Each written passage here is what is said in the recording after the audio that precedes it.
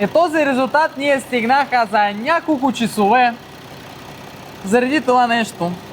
И сега нашия доволния клиент ще каже какво ние направиха с теб. Ами 12 часа този болт направо ни разказа играта, но пичовете са много сериозни. В момента е 10:20, ето вижте, и току-що приключихме, от 9 часа сутринта сме почнали. Заради това нещо.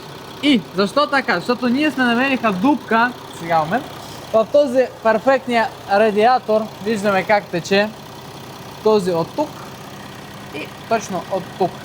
Затова смениха на нов, хубав Bosch. Много я клиент, много му харесва тая марка, затова ние купиха точно него. Затова харесния, слагай лайки и чао!